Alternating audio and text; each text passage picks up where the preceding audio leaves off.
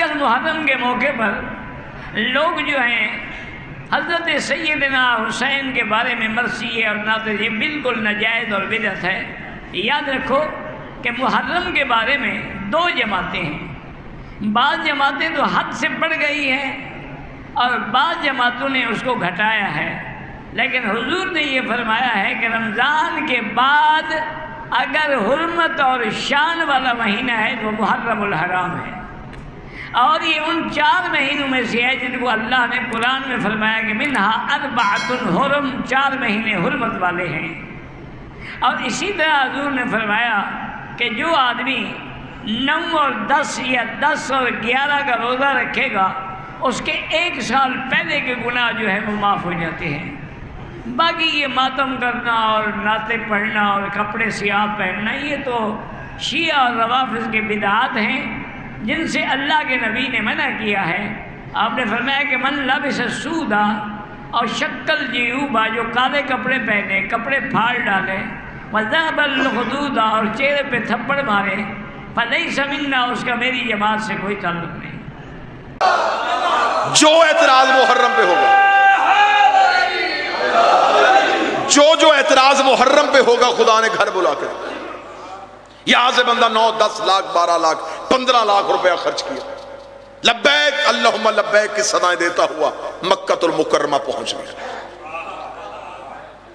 وہاں پر جب پہنچا تو وہاں پہ ایک چادر بطور احرام باندھی اور خدا کے گھر کے دروازے کے سامنے ہاتھ بلند کیا، لبیک اللہم لبیک، میرے اللہ تیرا بندہ تیرے گھر پہ حاضر ہو گیا۔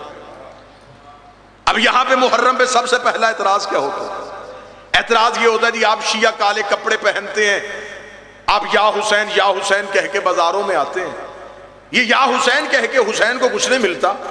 بہتر یہ ہے کہ اپنے بچوں کو سکھاؤ کہ گھروں میں بیٹھے نمازیں پڑھیں، کربلا والوں کو بخشیں، قرآن کی تلاوت کرو، حسین کے نام پہ بخشو۔ ماتم کرنے سے حسین کو کچھ نہیں ملتا۔ اس بندے کو میں پہلی تو اعتراض کی یہ دلیل کے ساتھ جواب دوں، قرآن ہمیشہ اسے پڑھ کے بخشا جاتا ہے جو مرنے کے بعد خود نہ پڑھ سکے۔ جو بندہ بول سکتا ہے جس کی مجبوری ہے وہ بے شک چپ رہے۔ قرآن اسے پڑھ کے بخشا جاتا ہے جو مرنے کے بعد خود نہ پڑھ سکے اور جو نیزے کی نوک پہ پڑھے۔ اب یہاں پہ اعتراض کرتے اور آج کے ماڈرن دور میں سائنس لینے والا بچہ یہ بات کو جلدی قبول کر لیتا ہے کہ سرکار یہ بات بالکل ٹھیک ہے، کالے کپڑے پہننے سے حسین کو کیا ملے گا، بہتر یہ ہے کہ بندہ باوضو ہو، لباس بدلے، غسل کرے، نمازیں پڑھے، تلاوت قرآن کرے اور کربلا کے شہداء کے نام پہ اصالے ثواب کر دے۔ اس حاجی صاحب سے میں یہ سوال کرنا چاہتا ہوں، اللہ کے گھر میں گئے تھے، پیسہ خرچ کر کے گئے تھے، وہاں پہ گئے، خدا سے پوچھا میرے اللہ کیا کریں، خدا نے کہا یہ پہاڑی ہے اس کا نام صفا ہے، وہ پہاڑی ہے اس کا نام مروہ ہے، یہاں دوڑ کے آؤ، یہاں دوڑ کے آؤ، یہاں دوڑ کے آؤ، یہاں دوڑ کے آؤ، یہاں دوڑ کے آؤ۔ وہاں پہ خدا سے کہہ دیتے میرے اللہ یہاں دوڑنے سے ابراہیم کو کیا ملے گا، یہاں دوڑنے سے اسماعیل کو کیا ملے گا، میرے اللہ ہم تیرے گھر پہ آئے ہیں، ہم قرآن پڑھ کے ابراہیم کو بخشتے ہیں، ہم نمازیں پڑھ کے حاجرہ کو بخشتے ہیں، ہم تلاوت کر کے اسماعیل کو بخشتے ہیں۔ خدا نے کہا خبردار اگر میرے گھر پہ آئے ہو تمہیں وہ کرنا پڑے گا جو میں کہوں گا۔ اگر 2-4 سال یہاں کوئی نہ دوڑا تو نسلوں کو پتہ ہی نہیں چلے گا یہاں ہوا کیا تھا۔ میں نے یاد بھی زندہ رکھنی ہے، میں نے سنت بھی زندہ رکھنی ہے، مجھے عزت حسین کی قسم ہے اگر ہر محرم میں حسین کے ماتمی یا حسین کہہ کے بازاروں میں نہ آئے، دنیا کو پتہ ہی نہ چلے قاتل کون تھا مقتول کون۔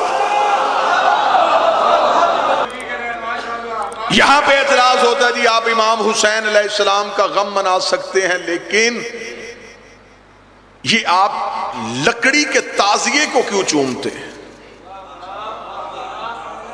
جواب اعتراض محرم کا جواب میں آپ کو دوں گا حج سے۔ جی آپ کالا کپڑا چکوال سے خرید کے اسے لا کے کیوں چومتے ہیں؟ سوال ہے جی محمد بارشاہ جی نے میں سوال کا جواب دوں۔ میرا اس مولانا سے یہ سوال ہے کہ ہمیں یہ بتائیں آپ حج کرنے گئے تھے، پتھر کیوں چوم کے آئے ہیں؟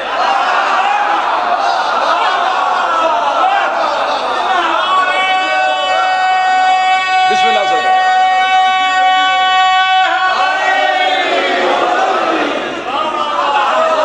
کیوں چوما پتھر؟ کالا، پرچم بھی کالا. اس پتھر کو کیوں چوما؟ کہتے جی یہ عام پتھر نہیں ہے، اسے نسبت ہے معصوم سے. اس کا مطلب کہ جس کی نسبت معصوم سے ہو جائے. فخر بھائی وہاں پہ عجیب لطف ہوتا ہے کہ ہر بندہ حج کے رش میں لاکھوں کا رش ہوتا ہے، حجر اسود تک نہیں پہنچ سکتا. باہر سے بندے باہر والا طواف کر رہے ہوتے، طواف کرتے کرتے وہاں پہ کھڑے ہوئے معلمین سے پوچھتے ہیں. میرا بڑا جی چاہتا تھا کہ میں حجر اسود کے قریب جاتا، حجر اسود کو بوسہ دیتا، لیکن حج کا رش زیادہ، میں باہر والے چکر میں ہوں. اب مجھے بتاؤ کیا میں حجر اسود کو نہ چوموں تو میرا حج ہو جائے گا؟ وہ کہتا نہیں نہیں، حجر اسود کا بوسہ حج کا رکن ہے. تجھے ایسا کرنا پڑے گا جب طواف کعبہ کرتا کرتا تو حجر اسود کے سامنے سے گزرے، اپنے دائیں ہاتھ کی ہتھیلی کو حجر اسود کی جانب کرنا اور پھر اپنے دائیں ہاتھ کو حجر اسود سمجھ کے چومنا، اپنے ہاتھ کو حجر اسود سمجھ کے چومنا. رکھ مولوی کے سر پہ قرآن، چوما ہاتھ ہے، ثواب حجر اسود کا کیسے ہو گیا؟ اس کا چوما میرے ہاتھ تھا، میری نیت میں حجر اسود تھا. ہم چومتے تعزیہ ہیں، نیت میں روزہ حسین ہوتا. تیسرا اعتراض، سرکار آپ شیعہ ٹھیک ہے امام حسین کی مجلس کروایا کریں، یزید پہ لعنت کیوں کرتے ہیں؟ یہ جو آپ شیعہ لعنت کرنی شروع کر دیتے ہیں، لعنت کوئی مذہب نہیں ہے جی. آپ شیعہ لعنت کرتے بس اللہ پہ فیصلہ چھوڑ دے، وہ اللہ جسے چاہے جنت میں بھیجے، جسے چاہے دوزخ میں بھیجے. جس نے بھی برا کیا ہوگا خدا سزا دے گا. تم شیعہ کون ہوتے ہو لعنت کرنے والے؟ حاجی صاحب صرف کعبہ چوم کے آتے، شیطان کو پتھر کیوں مار کے آئے؟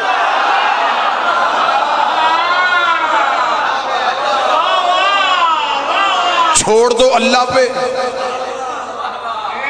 وہ جانے اور شیطان جانے.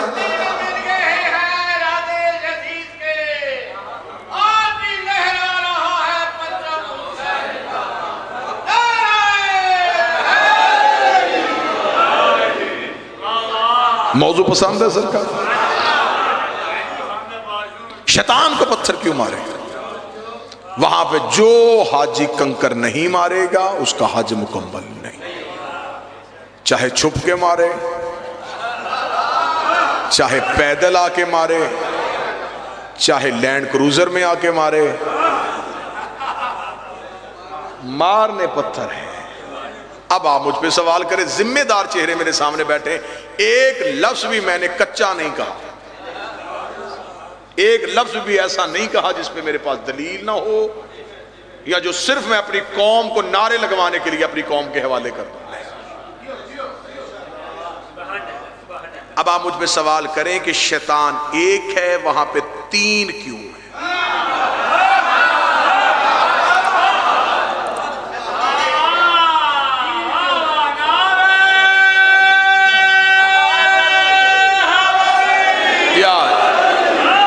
سوال کرے نا، قوم پوچھنا شروع کرے. جس دن قوم نے پوچھنا شروع کر دیا خطیب پڑھنا شروع کر دے گا. آپ چپ رہتے ہیں، جو پڑھا جاتا ہے آپ اسے دعا دے دیتے، واہ واہ سبحان اللہ. تو پھر قصیدے تو وہی ہوں گے نا، مرحب نو لمبیاں پا. لہٰذا سماعتوں کو بلند کیجئے گا، معیار علم کو وسیع کیجئے گا. آخر یہ شیطان ایک ہے جس نے سجدہ آدم کا انکار کیا تھا، وہاں پہ تین جگہوں پہ کیوں کھڑا کیا گیا؟ اب آپ مجھ پہ سوال کریں، میں اس کا جواب دوں. کیونکہ شیطان کو تین جگہوں پہ ابراہیم سے کنکر لگے. تین حلیوں میں شیطان روح بدل کے آیا. یہ بن میلے سے جی جی انشاءاللہ. نظروں سے جو بٹتی ہے کیا تم نے کبھی پی ہے؟ ہائے ہائے نظروں سے جو بٹتی ہے کیا تم نے کبھی پی ہے؟ مجھ کو جو پلاؤ گے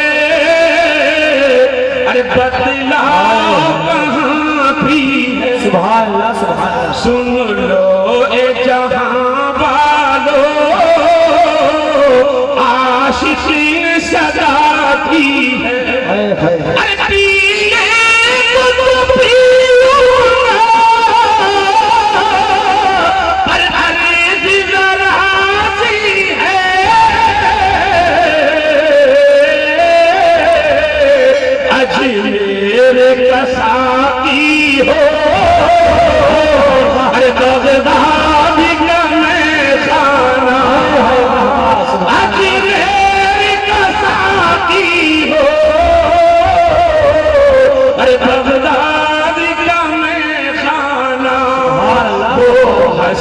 رہ جائیں